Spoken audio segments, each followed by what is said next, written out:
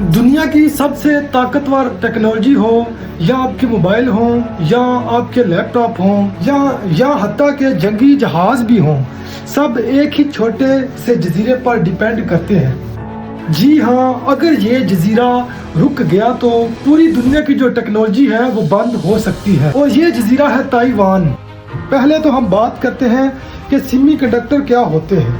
Semi conductor ایک tiny سی chips ہوتے ہیں، جیسے ہمارا انسانی دماغ ہے ایسے ہی الیکٹرانک ڈیوائس جو ہے جیسے موبائل، لیپ ٹاپ، کاریں، حتیٰ کہ میزائل اور ڈرون، یہ بھی ان کا دماغ ہوتے ہیں۔ جیسے انسانی دماغ ہوتا ہے اسی طرح الیکٹرانک چیزوں کا سیمی کنڈکٹر دماغ ہوتے ہیں۔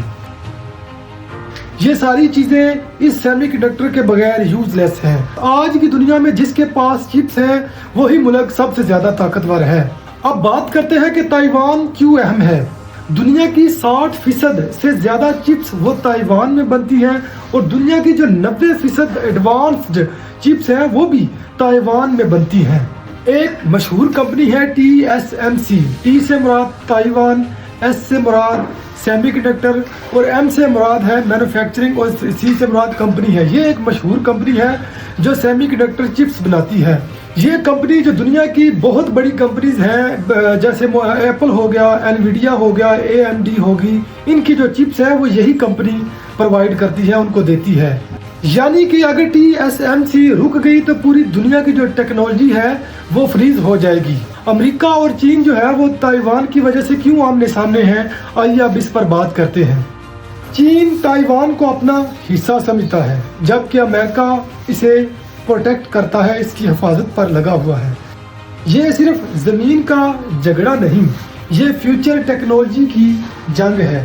Artificial, military power, space technology, سب کا فیوچر انہی چپس پر ڈیپینڈ کرتا ہے۔ اگر تائیوان پر حملہ ہو جائے تو پھر کیا ہو سکتا ہے؟ فار ایگزامپل، اگر چین جو ہے وہ تائیوان پر حملہ کر دیتا ہے یا اس کو اپنا حصہ بنا لیتا ہے تو دنیا میں جو چپ ہے اس کی شارٹیج ہو جائے گی۔ موبائل اور جیسے جتنے بھی لیپ ٹاپ، گاڑیاں، ان کی جو قیمتیں ہیں وہ بہت زیادہ مہنگے ہو جائیں گی۔